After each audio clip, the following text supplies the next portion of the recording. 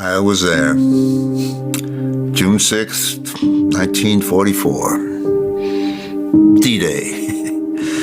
Yeah, I landed with the 29th Infantry Division in the first wave at Omaha Beach. Our job was to clear the way of obstacles for the DD tanks so we could punch through and get everyone the out of there. Well, we landed, and we were immediately hit by mortar and machine gun fire that tore us to pieces. I can still see it in my dreams. But one thing that really stuck out to me in the early morning hours of June 6, 1944, I looked around at my brothers in arms and suddenly realized there was absolutely no trans representation.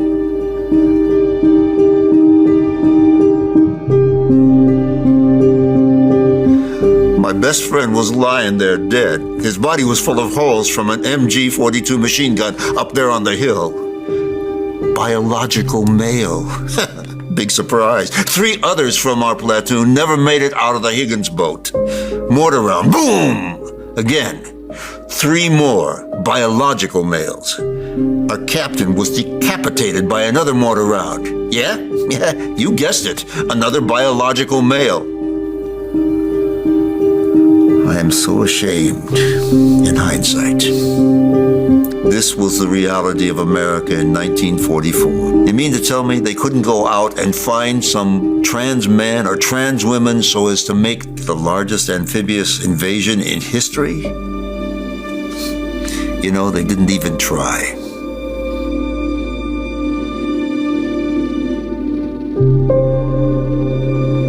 In the trenches and on the hedgerows, you know, there was a lot of guy talk, talking about how much we miss the dames back home. And they say boys will be boys, but maybe they won't be. Maybe they'll be dames one day. I realize that now. I still wake up from the nightmares all those years later. And then I see in my waking hours the nightmare of Donald Trump and MAGA Republicans taking power in 2025. And I think, we haven't got the country we had when I was raised. That isn't what I fought for. No, sir. Actually, it is man. Man? Really? You? 10, 3, 8. Somewhere in the bowels of the city that never sleeps Kevin McCullough, radio host with Salem Media, is a man also not sleeping. Syndicated radio talk show host Kevin McCullough. And that guy would like a word with you. Many of you know him as Nostradamus. Of course that Kevin show is going to be great. The only thing that could be greater, of course, would be that Donald show. We don't have that, so we have that Kevin show. Featuring the music of Dick Tunney and the Dream in Color Orchestra. Straight ahead, he's advocating for law and order. Cully Stimson from Heritage. He's asking for climate order. Kevin Dayaratna, also from the Heritage Foundation. And they're fighting for educational freedom. Erika Donalds and Neeraja Deshpande, along with sketch comedy, and Forrest Frank in the Spotlight.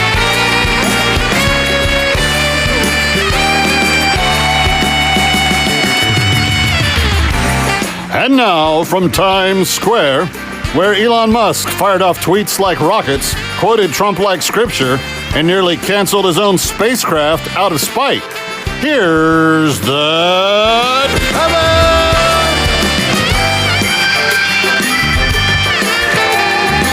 Welcome into the weekend. Glad you're with us.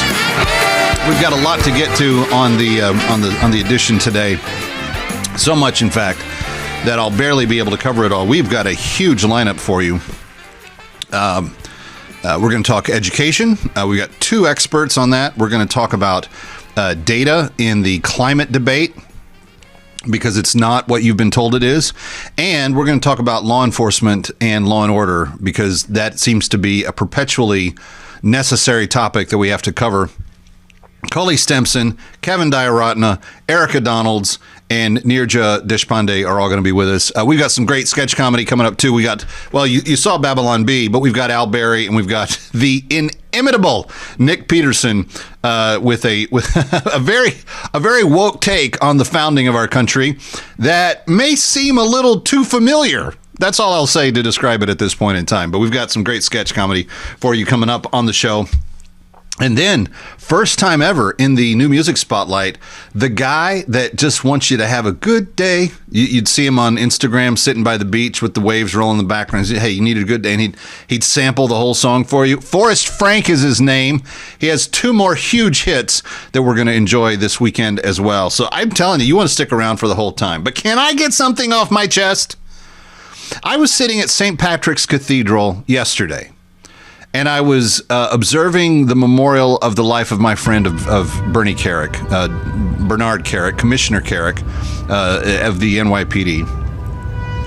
And there was such reverence and such appreciation for what this man, who was the John Wayne of John Waynes. If you're trying to think of a guy from the modern era that had the toughness of, an impenetrable blast shield for an exterior, but had the heart of gold on the inside, Bernie Carrick's your guy. He was the modern John Wayne. And to hear all these different people, as we were talking before the service and after the service about him, it was just really touching to hear all that. But then my mind started wandering, as it is likely to do sometimes. And I'm saying to myself, how can we be paying respects to someone who fought so hard for the integrity of what America is all about in such a way that was so valiant and so strong? The word that kept being associated with him in the service was strong. How strong he was, how powerful he was. And if you ever shook his hand, you knew that. He'd crush your bones, not even trying. But at the same time, he was one of the most tender people that you could know. So there was this kind of like massive tough man exterior, and inside a guy that really cared about people. And I look at that, and then I look at the food fight that we had from Elon Musk this week, where as he's leaving the White House in his tour of duty on Doge, he gets upset because Speaker Johnson doesn't leave in the EV credits, the electric vehicle credits, in the big beautiful bill. They don't leave the all the carve-outs for solar that Elon personally is going to benefit from by leaving them in there. They don't leave in the subsidies for the EV stuff. All the stuff that seems to be very personal in terms of how it affects him. He started getting mad and blasting the big beautiful bill and calling it names and saying it doesn't really do what they say it's going to do, blah, blah, blah. And he goes after the president. He goes after President Trump. Now, there was a concern by many in the MAGA world that you were going to have at some point in time someone try to divide Elon from Donald, and that there was going to be a division there, and that they weren't going to remain united and be able to get the work done for the people. Now that he's leaving his temporary government post at Doge and going back to the private sector, I don't know if maybe this is a game. Maybe this is the way he gets, reingratiated with the other half of the country that are like really ticked at him because he stood up for what was right. I don't know. And maybe the president knows about it and he's like, okay, we'll do it. But I do know one thing. On the weekend, where we should be talking about something else as the biggest news story, the most important news story in maybe a generation, we're stuck talking about the meme verse with the brovorce and the breakup of the bromance. And it infuriates me. And it's all Elon's doing. I don't know why he did it. It's kind of inexplicable. But friends, that is not the story. Even though that's what the media wants to capitalize on and shove in our face and say, this is the biggest thing since sliced bread. It's not. You know what is? The auto pen. The auto pen. We've discovered over the last 72 hours that there was only one executive action that the Biden administration took that was signed by the actual president who was responsible to sign it. You ever notice why Joe Biden never signed his executive orders in public? Because he didn't sign them at all. You know why President Trump signs every single executive order he has in public in front of cameras? Not only does he sign it, he signs it he has it explained. He signs it. There's a camera over his shoulder. You see the big D and the thing being written. And then he holds it up in front of the camera and goes, hey, look, this is what I just signed. And then he shows it to the camera so that everybody can see that it's his signature that's on that executive order. We found out this week that Joe Biden, when issuing 1,200 executive actions, didn't sign any of them except the one that pardoned his family. Friends, you have to realize this is a coup. This is treason. This is betrayal.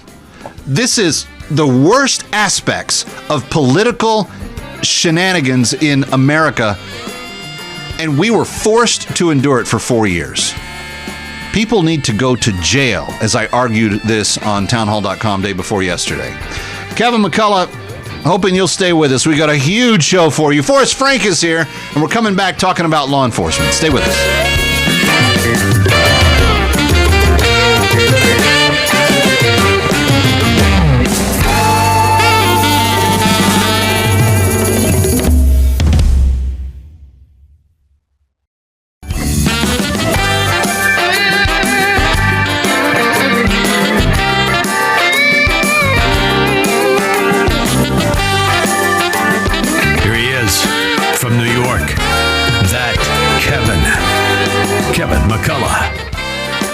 Glad to have you with us. Times Square is the place. Kevin McCullough, thatkevinshow.com, That Kevin Show, all social media, thatkevinshow@gmail.com if you want to email me. Cully Stimson is with the Heritage Foundation, law enforcement background, able to talk about prosecuting bad guys that do bad things with authority. And Cully, it's good to have you back on the show. When we're looking at the outbreak of really heinous crime on the streets of America, as we've seen as it relates to the anti-Semitism issue in particular in recent days, the couple shot in Washington, the Molotov cocktail bomber in Boulder, Colorado, we are seeing a boldness that is disturbing on a lot of levels. And, you know, we've got these guys in custody, but what in essence difference is that going to make long term, and how hard and how fast can we get these guys prosecuted and put away? Or I am all in favor of putting them to death if the case calls for it. And I feel like in those two cases, it would certainly be on the table. What's your reaction to it? Well, Kevin, the big picture, as far as I see, is that when you go through a period of time and you send a message to the criminal element that we're not going to hold you accountable for low-level, mid-level, or high-level crimes, and that started with the Soros rogue prosecutor movement back 2016, 2017, and you have 73 elected DAs around the country of the 2,300 elected DAs around the country, but it represents 70% of the nation's population, you're sending the bat signal to the criminals that you're in charge. And so as it relates to these heinous murders, which are inspired by and copycatted by Jew haters, this is just sort of the logical, nasty extension of that green light to the criminal element that you can just get away with it with impunity. And of course, the so-called summer of love, which was a summer of destruction and hate and murder, only put gasoline on the fire. Right. Well, and this is why, here in New York, I have to live with Alvin Bragg, and this is not a small problem. And it's also not an encouraging one to understand that when people have been walking around carrying the signs of, Intifada now, globalize the Intifada, free Palestine, they may or may not be aware of what those messages are sending. But it is the equivalent of 1930s Germany. We are calling for, the people that are carrying those signs are calling for the complete obliteration of a people group.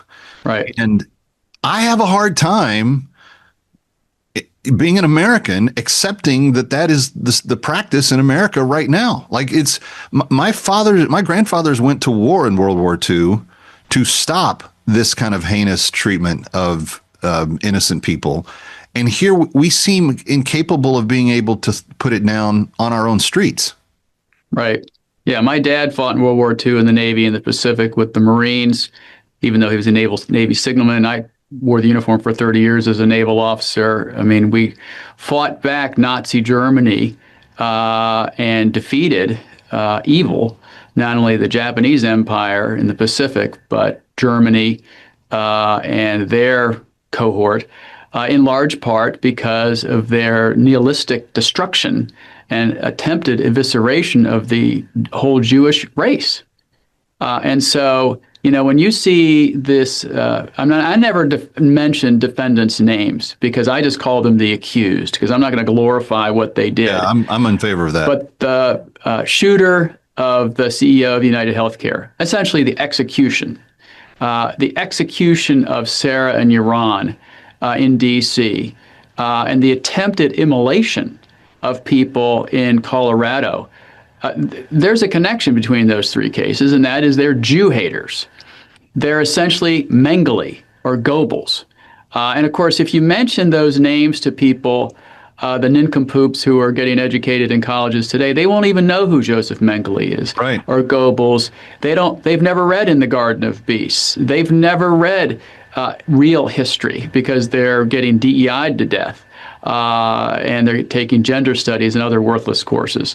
And so history repeats itself when you don't learn the lessons of history. And so this anti-Zionist, anti-Jewish animus is real, it's alive, it's growing.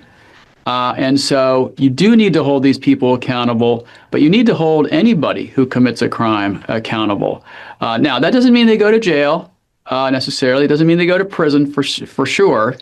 And only 50% of murderers in our country see a day in prison. 95% of rapists, 95% of armed robbers, and 95% of burglars don't see a day in prison. So we don't have a mass incarceration problem in our country. We have an under-incarceration problem if you believe Tier 1 felons should go to prison, and I do. So that's why the Alvin Braggs of the world, who order their prosecutors not to prosecute misdemeanors and water down felonies to misdemeanors and don't send violent juveniles to adult court and don't add sentencing enhancement and gun enhancements and don't ask for life without parole, never go after the ultimate punishment. They're undercutting law and order in their cities, and they're engaged in prosecutorial nullification, not discretion. And so this tide is slowly turning, but you see these high-profile executions by these Jew haters, and you're going to get more of them unless you make an example of them by holding them accountable in a court of law. The question I asked in my column at Town Hall this morning was, will we make the necessary adjustments in time to stave off what Tom Homan described yesterday as the next imminent 9/11? Like, you think about it from this standpoint, Cully, if someone can walk down the street and shoot a woman at point blank range while yelling "Free Palestine" in her face while she's begging for her life after he's already shot her a couple more times. Mm-hmm. And you can just wield explosive devices in a crowd of peaceful people that are walking not for the cause of Israel or to say anything even bad about Hamas. They were saying the names of the hostages that were still being held. They were a peaceful group walking to remember the hostages that are still being held. That's all they were doing. Mm-hmm. You're talking about, some of the most heinous stuff that you can imagine, and yet because and you invoke DEI, there's been all this pushback from Harvard about how the president wants to defund schools that are still wanting to push this stuff on people, and it's like we live in an upside down world, and I don't know how we get back to sanity quickly. And my concern is that we won't, and that there will be something much larger than a Molotov cocktail or a random shooting in Washington. Tom Homan, who used to be a colleague of ours here at Heritage, is right. When the Biden-Harris administration opened the border for any person to come across, we know for a fact that numerous people on the terrorist watch list came across the border and were greeted by Customs and Border Protection, essentially Walmart greeters is the way that Biden people treated them, and let them in the country. We don't know what we don't know, to quote my old boss, Don Rumsfeld. So we don't know how many people we don't know about have made it in because of the porous Swiss cheese borders that the Biden-Harris team did. Stick around for more of That Kevin. Next, That Kevin Show with Kevin McCullough.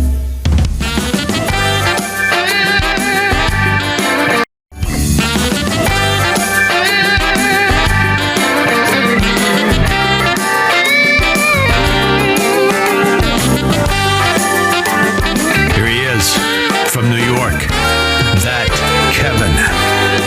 Welcome back to McCullough. That Kevin Show. Everything you need at thatkevinshow.com. My guest is Kevin Dayaratna from the Heritage Foundation, and we're talking about climate change and really a lot of the myths about what have been passed off as fact in recent years.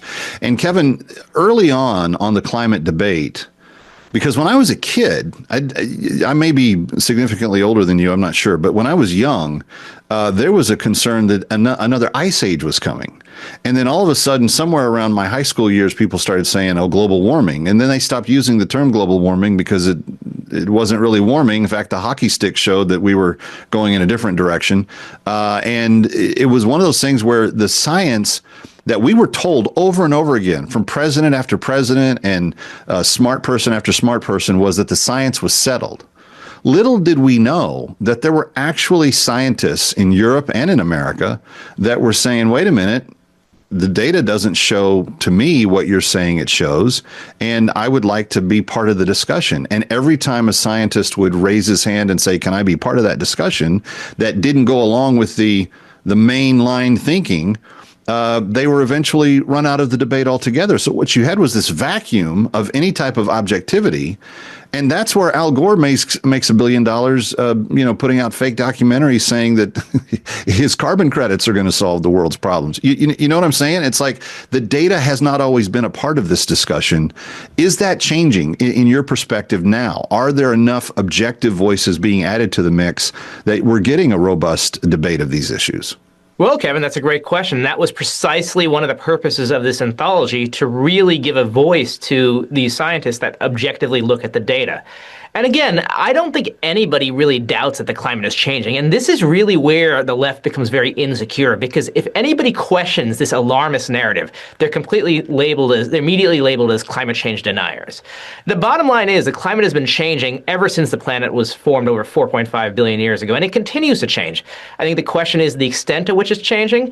And again, the question is, how sensitive is the planet to CO2 emissions? And the data indicates that the sensitivity is much, much, much less than these alarmists claim. And in this anthology, Dr. Roy Spencer's chapter really sheds some light on that as well.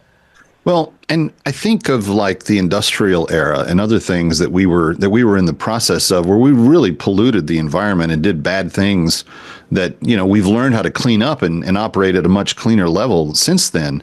But there doesn't seem to be like a consistent understanding of even history in terms of how mankind has stewarded the environment that they've been given with. And then when it comes to, you mentioned that if Americans change their ways, but India and China are far worse polluters on the global scale than North America or even America and Europe.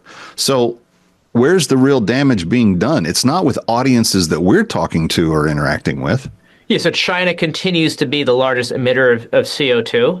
And if for those concerned about climate change, that really is where the emissions are coming from compared to the rest of the world. And in fact, these so-called green policies that attempt to shift us towards solar power end up being, these solar panels end up being produced in China, and China keeps putting out new coal-fired power plants, keeps burning coal and pumping out CO2 into the atmosphere. So for those who consider themselves to be alarmists or are seriously concerned about climate change, this green energy agenda is not helping the cause. In fact, it's only exacerbating the situation. What has been the reaction to the anthology thus far? It's very, very interesting. So it's been very, very well received by many people. We had a conference here at the Heritage Foundation where we had people from the Hill, people from the White House, as well as embassy members, and it was a well-received conference. It should be archived online. And yeah, it's just we are just really looking at it, the questions objectively. And have academics taken a look at what you've put together? Excuse me? Have academics taken a look at what you've put together? Well, but a number of the people in this group were academics themselves.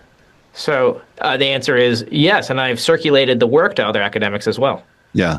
Well, I think that, peer-to-peer in certain arenas usually is more well received, but I would love to see the tenor of this debate kind of be pushed into every frontier, whether it's media, the halls of Congress, the school ways of learning, et cetera. I think we need to be more aggressive with telling the truth, because those that have been on the other side have, as you said, labeled those of us that have just had questions harsh label, names.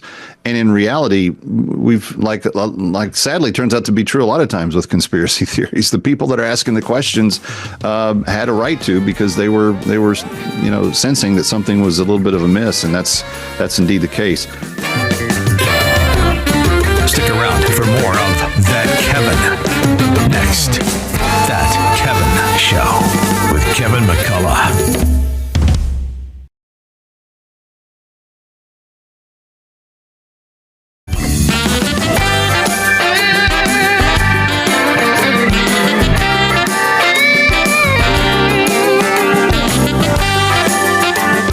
Here he is from New York.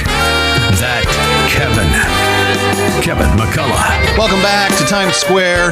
Kevin McCullough, hoping your weekend is off and running on a great start. And we just want you to have a great time. It's why we try to mix the fun and the entertainment and other things with this particular show, because look, the week's been hard. You've been plowing through a ton of news, some of it not very good, some of it seeming to just go in cycles over and over again. And so, yeah, we do address serious issues, but we do try to have a little giggle and a little song in your heart all before we're done every weekend. One other thing that I've asked you to do over the years, and that is to help us free and liberate human beings who are actually enslaved and have been for about 15 years. A lot of people don't know this. I just looked this up. Listen to this. 50 million people are still trapped in slavery, modern slavery worldwide. 50 million. Did you know that? Do you know how many millions of people were trapped in slavery at the height of Europe and America's slave habits? It wasn't 50 million. So we have more people enslaved right now on planet Earth than ever before. And the people that we're liberating, the women in northern Sudan who were taken captive by Arab Islamists who do not think of them as people. They think of them as property. They mistreat them. I could go into at length to tell you that the abuse that these women have taken over the last 15, 20 years is just, it's obscene. It's inhumane to our fellow human beings. But what I like about what you and I do together each year is that we kind of just set all of the issues aside, and we don't see race, and we don't see color, and we don't see anything except a heart that is not free, a person that is not liberated, and then we go and liberate them. And you and I together over the last more than 10 years, I want to say at least a dozen years, we have now come very close to crossing our 5,000th slave liberated. And when you think about that, friends, over that length of time, that's 5,000 human lives that have received their freedom, their liberation, their ability to pick and choose what they want their life to be, not what somebody says it has to be. Not a slave master who beats them if they speak back to him, not a slave master's son who sneaks in and rapes them in the middle of the night, and they're not allowed to protest.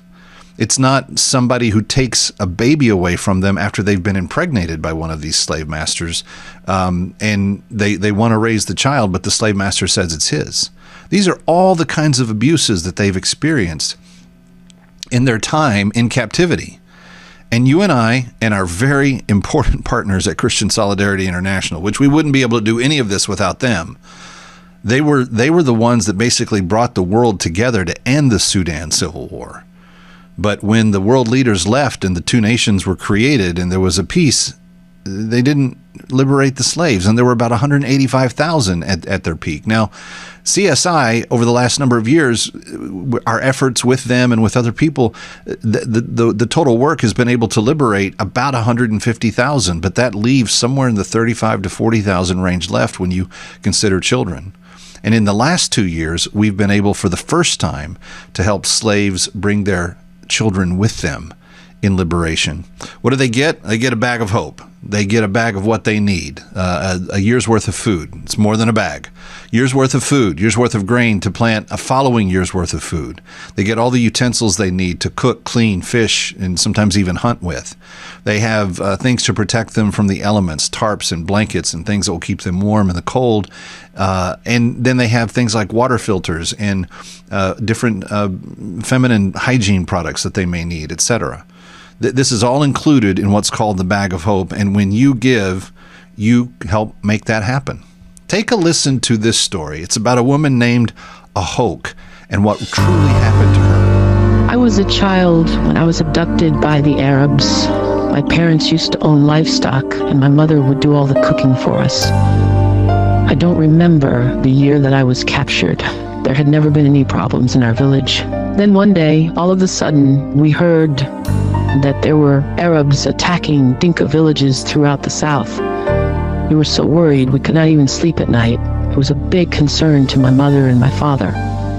We were told that these Arabs were heavily armed and would kill all the animals and people when they would attack. We were very scared. Then one morning, they attacked our village. We scattered in different directions and I ran, but I was captured. My entire village was burned down, and I've never seen a member of my family since. Then I was taken north, into slavery. My eyes saw horrific things on that trip to the north. Women were raped right in front of us. Men were beaten, and 4 men were killed because they tried to fight back. They were shot dead before our eyes. Once at the slave master's house, I was pretty much starved and worked brutal hours every single day doing difficult and very, very hard work. There was no relief. And then they raped me. My slave master did not think of me as a human.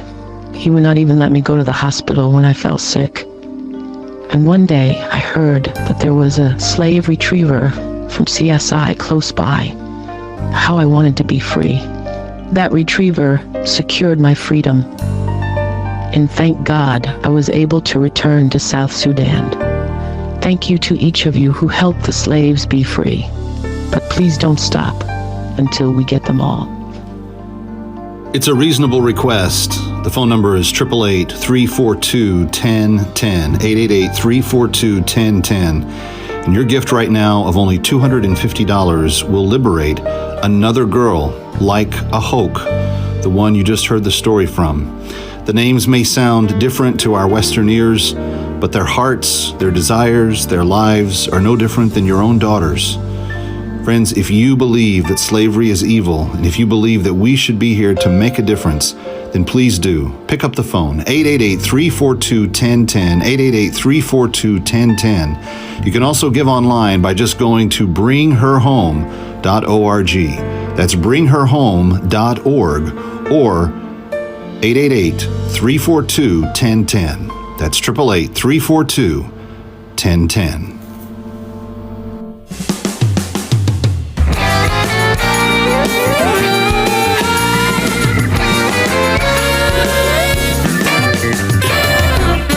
Stick around for more of That Kevin.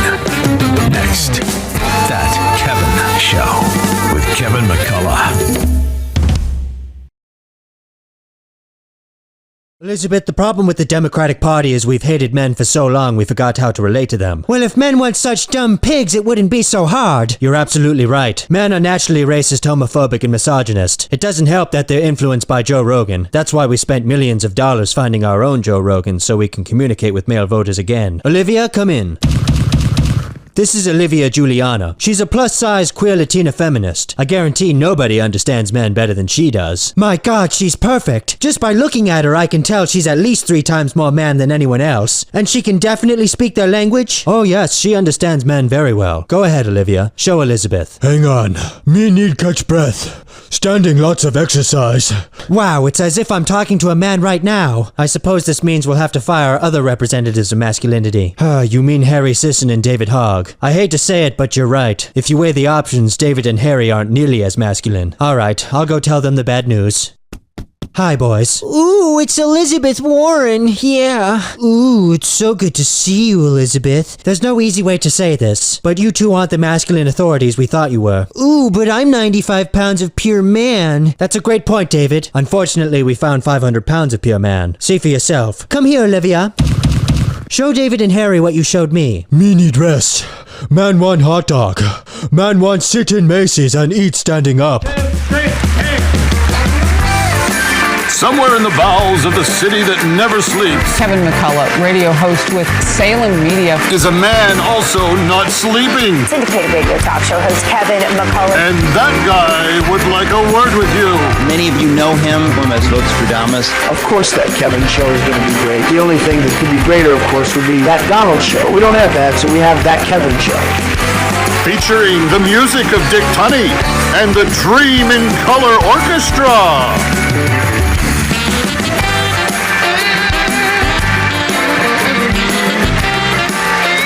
Still to come, they're fighting for educational freedom. Neeraja Deshpande and the future First Lady of Florida, Erika Donalds. More sketch comedy from the Nick Peterson. And before we're done, Forrest Frank back in the spotlight.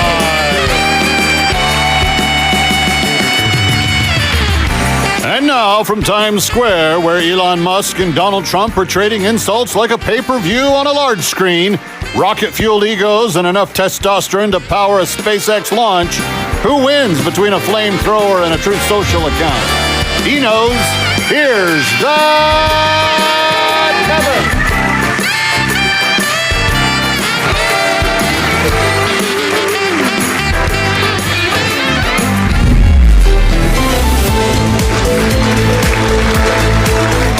For Assignment Desk Weekend, I'm Kevin McCullough. And in this week's episode, it's Tech Bros versus Pardon Bros and Abs of Steel. We start with Elon Musk, the only man who can simultaneously launch rockets into orbit and his own credibility into a sinkhole. Yes, this week, the tech billionaire resurrected a decade-old Trump quote on the debt ceiling because nothing says, "I'm winning an argument," like citing your enemy's MySpace posts. Musk, apparently feeling spicy, then threatened to start decommissioning Dragon, which, for the three of you still watching Game of Thrones reruns, is not a medieval threat. It's his space toy that he's now willing to blow up in a tantrum. Of course, realizing he sounded like a Bond villain with a Wi-Fi connection, he backpedaled faster than Kamala Harris trying to explain AI. "I was just joking," Musk tweeted. Oh, hilarious. America's space program is now being run like a high school breakup on Snapchat. Meanwhile, Trump responded with gentle diplomatic restraint that we've all come to expect from him, calling Musk totally lost. Somewhere in the background, Mark Zuckerberg quietly updated his Meta status to still not the weirdest billionaire in the room.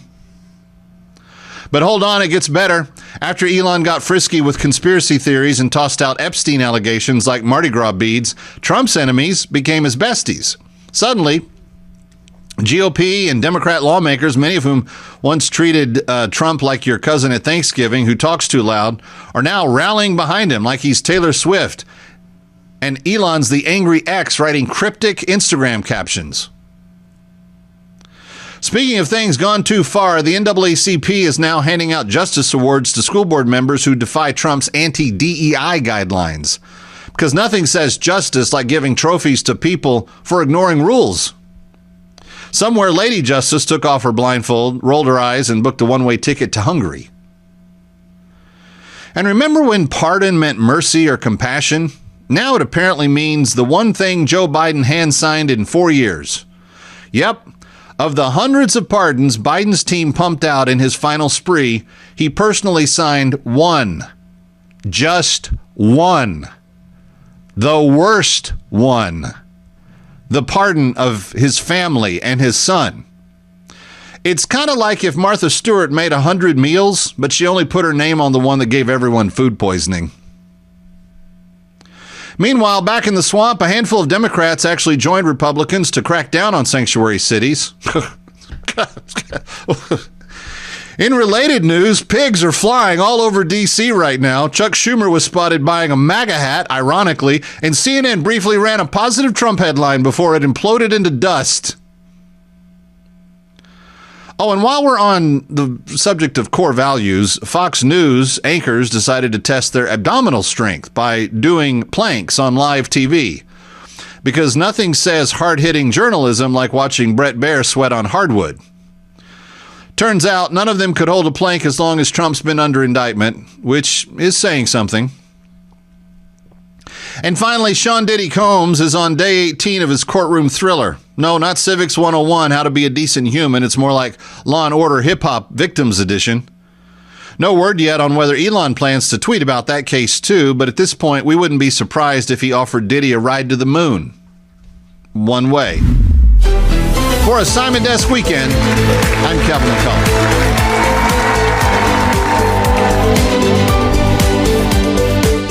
Members of the House of Representatives must be at least finished with their bartending career.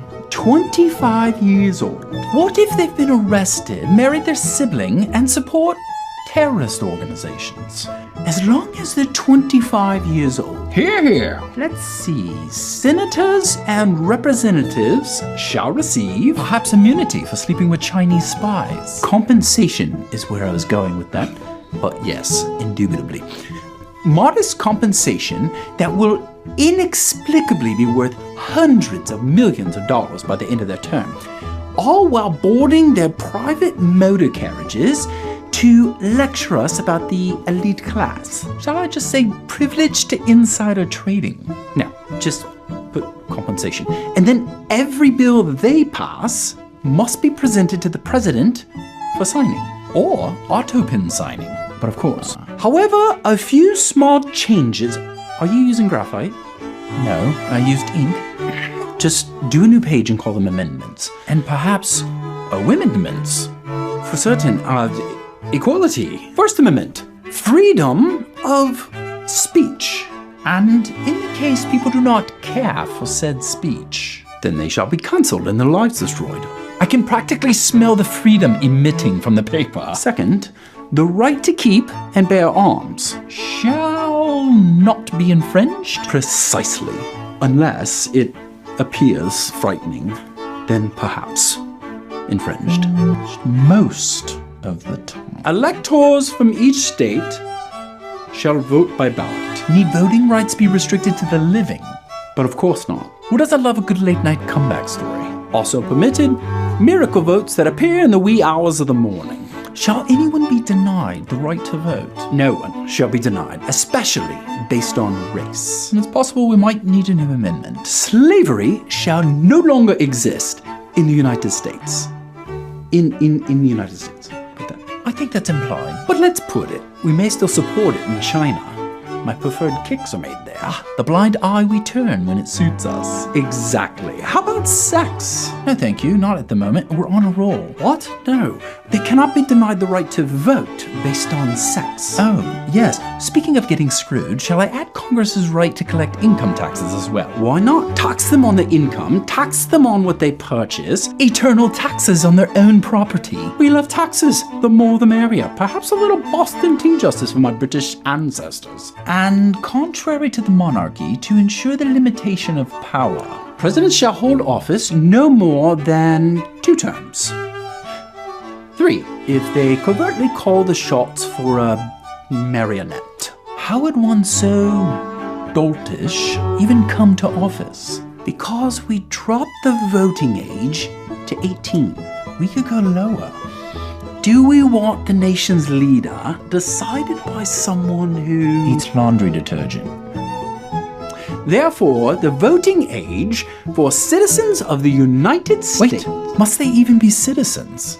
If we open our borders, pander to them with the illusion that we care for them, so long as they don't come to Martha's Vineyard, and then we let them vote, we could turn this nation into a forever one-sided socialist crap hole. Hear, hear! Ready or not, we'll be right back. That Kevin.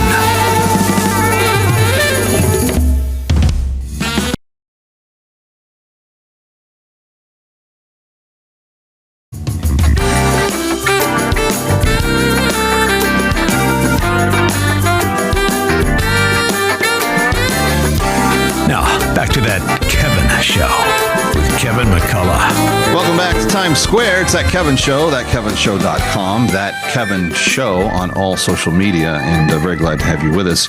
Rejoining us is one of my new favorite experts on all things related to education. She covers it for the America First Policy Institute, and she has been tracking for us these bills that are working their way through Congress. Some of the stuff she's really wanted got into the big, beautiful bill. But where does all that stand now? Let's welcome back Erika Donalds. My hope that she's going to be the next First Lady of Florida, but we'll have to wait and see on how that goes. Hello, Erika. Good to see you. Great to be here. Thank you so much. How much of what you wanted from the educational choice language got into the big, beautiful bill? Well, that is the big news, is that the big, beautiful bill has school choice in it in the Education Choice for Children Act. There are a couple things that we're hoping to see as the Senate considers this bill as well.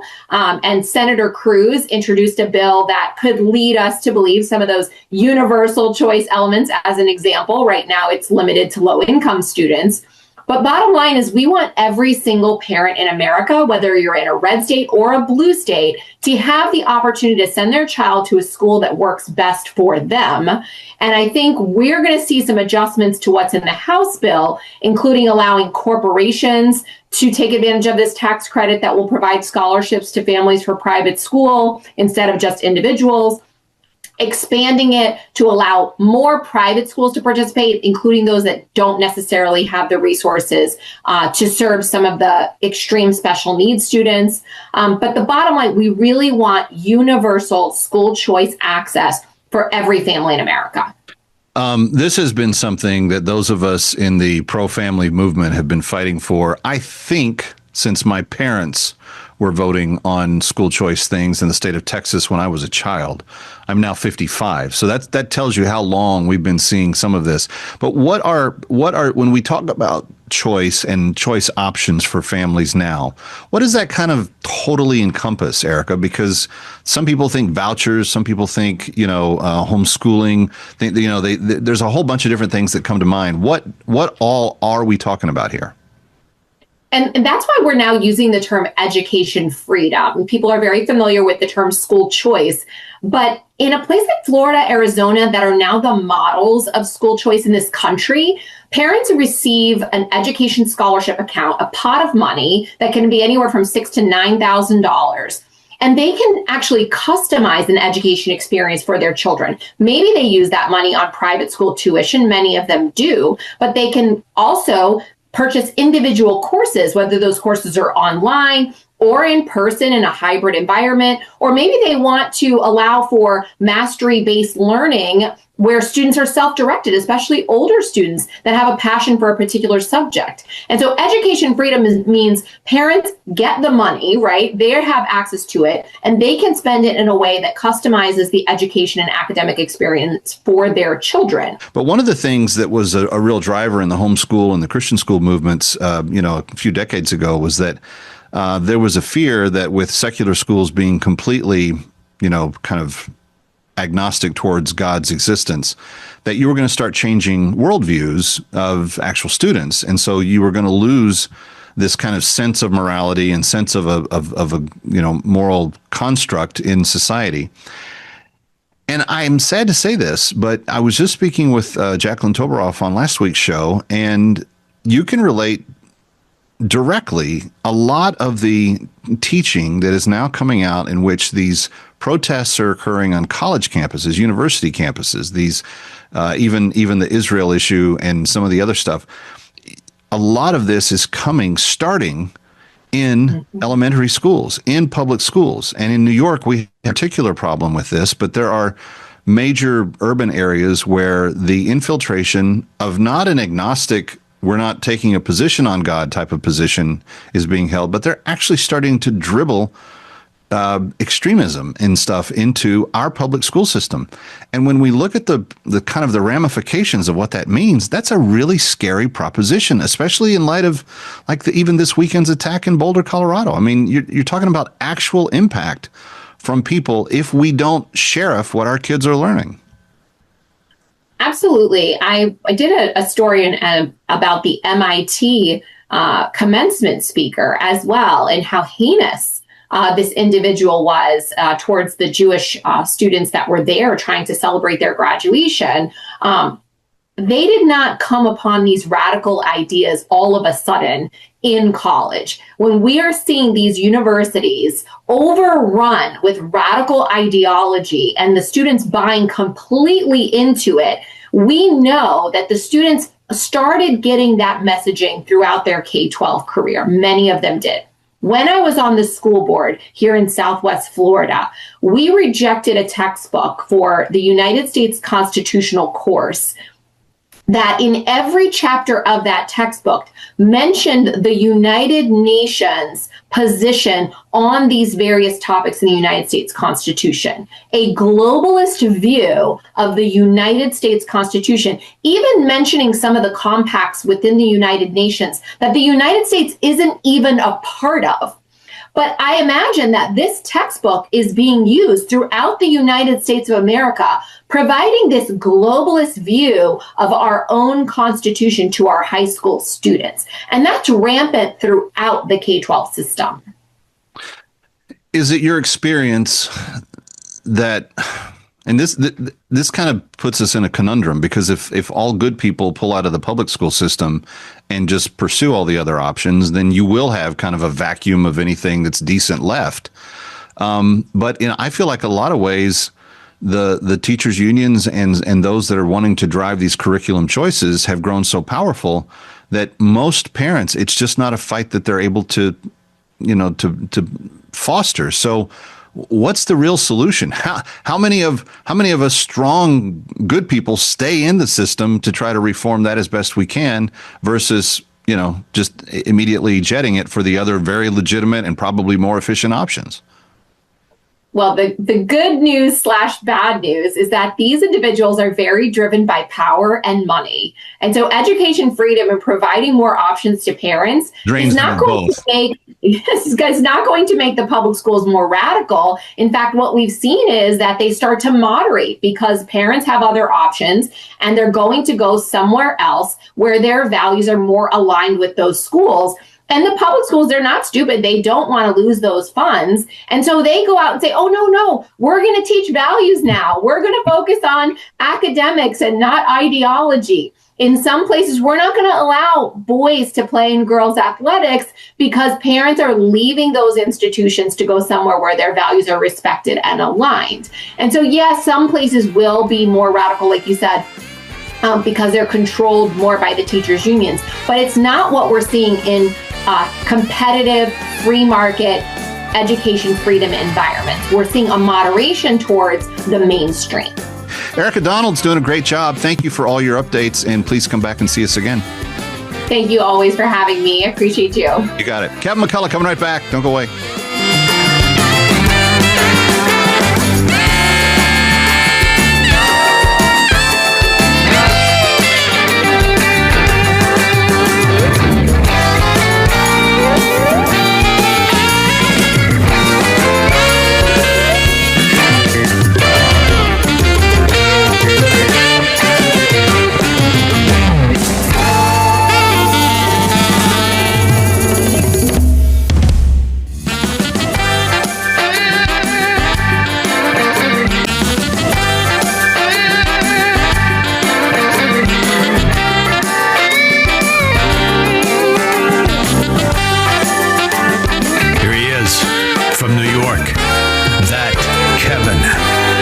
Kevin McCullough. Welcome back, Kevin McCullough. Glad to have you here. That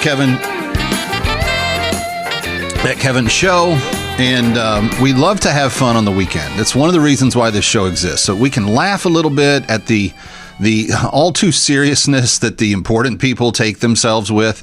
But there's also a little bit of a pang in my heart to do something that goes beyond that as well. And that's why I've been telling you about for the last few weeks our very special efforts with Christian Solidarity International. Without doubt, my favorite international organization to work with for this one reason. We have, while the rest of the world has argued about what it is to be woke and racist and non-racist and how you know if I'm racist if you can't judge my heart and everything, it's one thing for people to talk a big game. It's another thing for them to put their money where their mouth is. And what I love about you, my audience, and you've done this for several years, is that you've always seen way past the color barrier and said, what can I do to make the world better? And that's why we've now helped free 5,000 slaves over the last 10 years here at the Kevin McCullough Show microphone and that Kevin Show microphone. So we are once again doing it. We have a list of 208 specific slaves that we've already located in northern Sudan. We are in the process of doing everything we can to bring them home and to make their lives better, to improve their existence. Friends, if you understood what they have been through, it would tear your heart apart. You're talking about people that have been ritualistically abused since being taken captive in a war that ended 15 years ago. And in that time, while the rest of the world governments came together to stop the war, nobody thought it was important to get the slaves released that had been taken by the North. We're talking about northern Sudan and southern and South Sudan. South Sudan is now a wholly dedicated Christian country where these slaves grew up and where they would love to go back to. We have Arab retrievers that have penetrated the northern Sudan area. They have found a few more of the what we think is about 35,000 that are left, and we've negotiated their release. What they need now is to have their supplies, their kits, to start their life all over again. And we're excited to be able to tell you that that's what we're going to be able to get them with the bag of hope. In it is a year's worth of food, a year's worth of grain, utensils, tools, everything they need to make their life better. And friends, when you give that gift at 888-342-1010, you're changing a life right now. In fact, let me give you an example of a life that you did change just 2 years ago. I was a child when I was abducted by the Arabs. My parents used to own livestock, and my mother would do all the cooking for us. I don't remember the year that I was captured. There had never been any problems in our village. Then one day, all of a sudden, we heard that there were Arabs attacking Dinka villages throughout the south. We were so worried we could not even sleep at night. It was a big concern to my mother and my father. We were told that these Arabs were heavily armed and would kill all the animals and people when they would attack. We were very scared.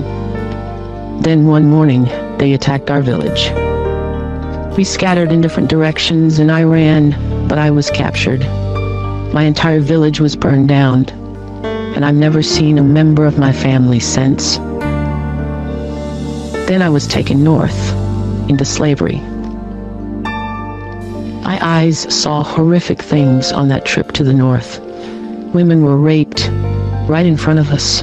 Men were beaten, and 4 men were killed because they tried to fight back. They were shot dead before our eyes. Once at the slave master's house, I was pretty much starved and worked brutal hours every single day doing difficult and very, very hard work. There was no relief. And then they raped me. My slave master did not think of me as a human. He would not even let me go to the hospital when I fell sick. And one day I heard that there was a slave retriever from CSI close by. How I wanted to be free. That retriever secured my freedom. And thank God I was able to return to South Sudan. Thank you to each of you who helped the slaves be free. But please don't stop until we get them all. It's a reasonable request The phone number is 888-342-1010, 888-342-1010. And your gift right now of only $250 will liberate another girl like Ahok, the one you just heard the story from. The names may sound different to our Western ears, but their hearts, their desires, their lives are no different than your own daughters. Friends, if you believe that slavery is evil, and if you believe that we should be here to make a difference, then please do. Pick up the phone, 888-342-1010, 888-342-1010. You can also give online by just going to Bring Her Home. Stick around for more of That Kevin. Next, That Kevin Show with Kevin McCullough.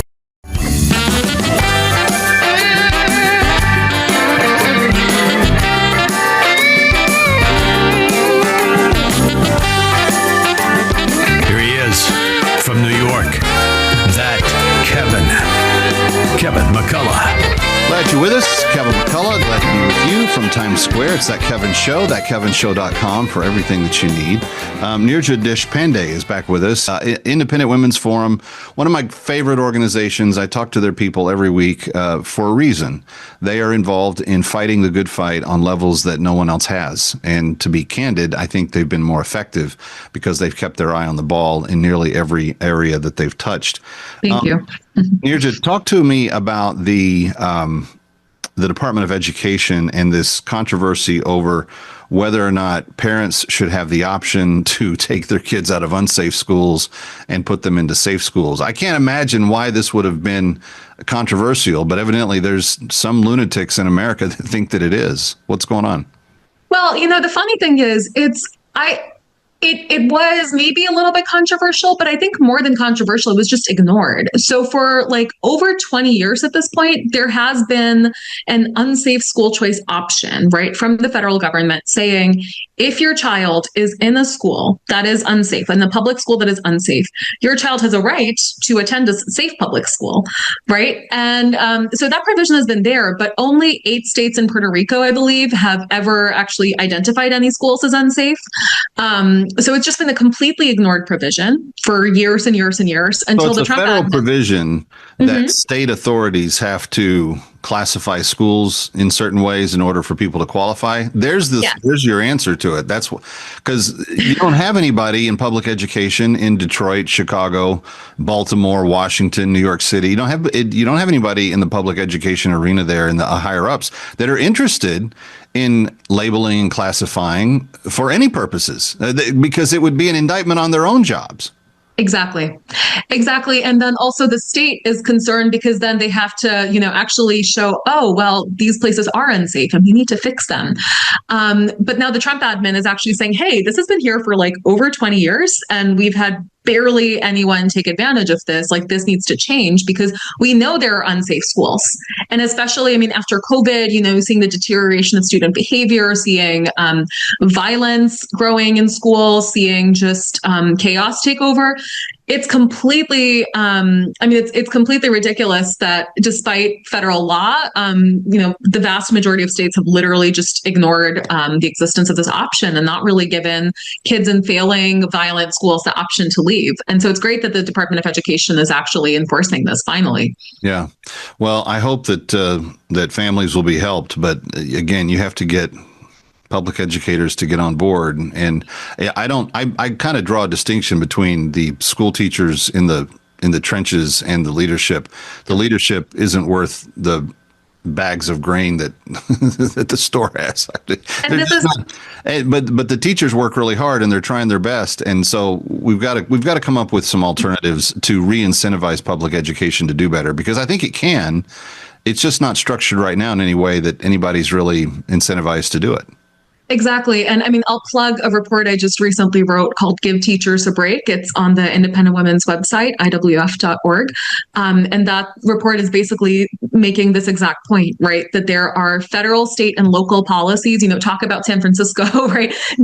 Forcing teachers not to give out real grades anymore.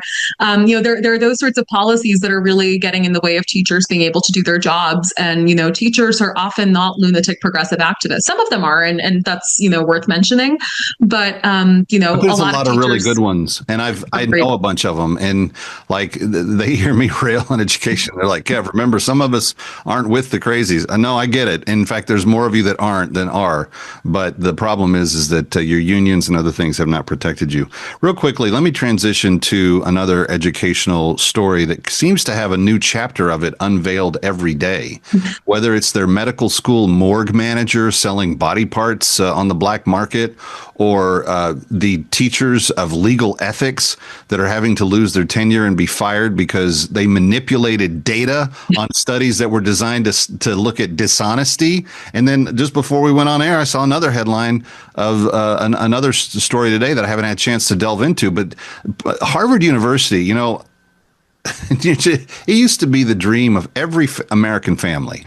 Oh, if my son could just get into Harvard. And I grew up in a place way far from the East Coast, and people talked about, is your kid going to get into Harvard? Would they want to go to Harvard? It is like it was always the pinnacle of American education. It was kind of the premier, like if you could climb that mountaintop, you would be set for life. And I wouldn't send my kid to that institution right now under any circumstances. I don't care if they gave him a free ride. It is that bad, and it doesn't appear that they want to learn their lesson. Instead of saying, we'll reform and we'll change, they're now suing us, we the people. They've filed a lawsuit against the country to demand that we give them billions of dollars when they can raise billions of dollars. What's going on?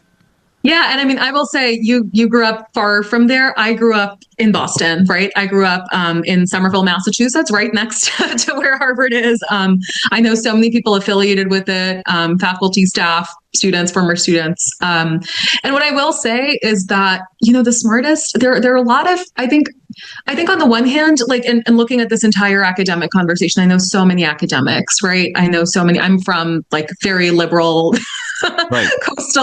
Very liberal coastal background, despite my own political opinions. And so, I talk with these academics, and a lot of them are also realizing, this is kind of messed up, right? This is, so I think that's one thing I've noticed among smart academics is that like the really good ones are like, this is, this was going to come to an end. This was really unsustainable. And what was happening at places like Harvard was crazy. But I mean, I just think it's like, part of the problem is these universities for years and years have shown contempt for normal Americans and their values, right? And have tried to force on us. I mean, if you think about COVID school closures or mask mandates, these are two major things, right? And I think about how those were really coming from the universities in a lot of ways, right? The pressure was coming from university public health departments, from university medical schools, from these sorts of places. So, why do they think that they can have no accountability? And in this particular case, what they have to do is just comply with the federal government. You want our tax money? You can comply, right? Or just like every other school has to. You can reject and if you like break the rules, we're not required to give it to you. But now you want to drag us into court, make us spend a lot of money to just defend our own, right to not serve you because you didn't meet the standards. And Neeraja Deshpande, thank you for your work at the Independent Women's Forum. Go to IWF.org to see her article. And Neeraja, we'll have you back soon. Thank you so much. You got it. Kevin McCullough coming right back from Times Square. Ready or not,